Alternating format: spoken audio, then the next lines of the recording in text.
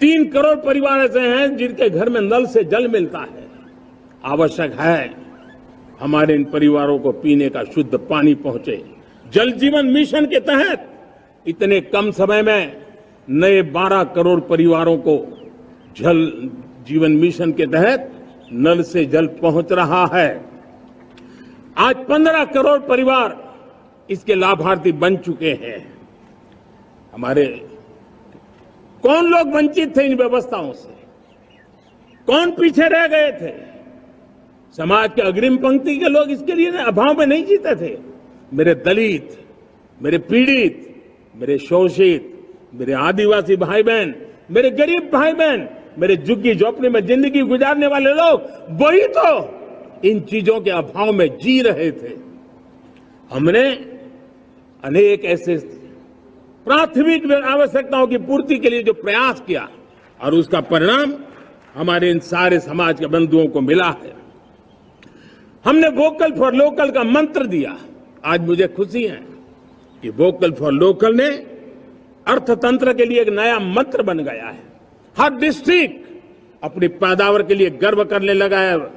1 district 1 product का माहौल बना है। अब 1 डिस्ट्रिक्ट 1 प्रोडक्ट को 1 डिस्ट्रिक्ट का 1 प्रोडक्ट एक्सपोर्ट कैसे हो, उस दिशा में हर जिले सोचने लगे हैं।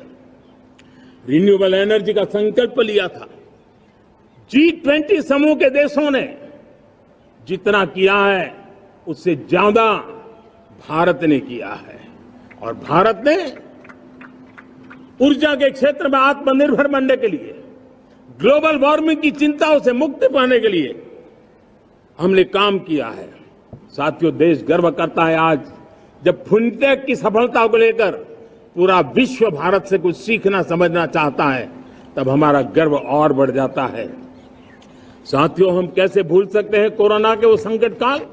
विश्व में सबसे तेज गति से करोड़ों लोगों को वैक्सीनेशन का काम हमारे इसी देशों में हुआ। यही देश हैं जो कभी आतताई आतंकवादी हमें आकर के मार के चले जाते थे। जब देश की सेना सर्जिकल स्ट्राइक करती है, जब देश की सेना एयर स्ट्राइक करती है, तो देश के नौजवानों का सीना ऊंचा हो जाता है, तन जाता है, गर्व से भर जाता है। और यही बातें हैं जो आज 140 करोड़ देशवासियों का मन गर्व से भरा हुआ है, आत्मविश्वास से भरा हुआ है।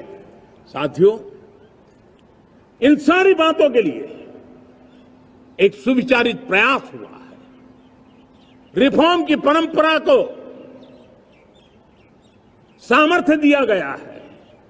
नक्कर तरीकों के, नक्कर लक्ष्य को लेकर के, और जब राजनीतिक नेतृत्व की संकल्प शक्ति हो, दृढ़ विश्वास हो, जब सरकारी मशीनरी उसको लागू करने के लिए समर्पण भाव से जुट जाती है, और जब देश के हर नागरिक उस सपने को पूरा करने के लिए, जन भागीदारी करने के लिए, जन आंदोलन बनाने के लिए आगे आता है, तब हमें निश्चित परिणाम मिलता ही रहता है।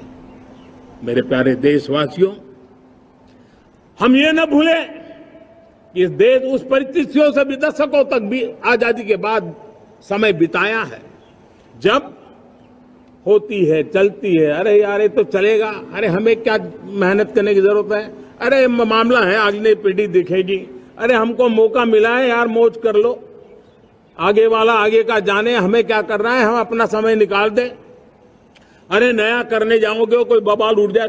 पता नहीं क्यों देश में स्टेटस को का माहौल बन गया था। जो है उसी से गुजारा कर लो, यही का माहौल बन गया था।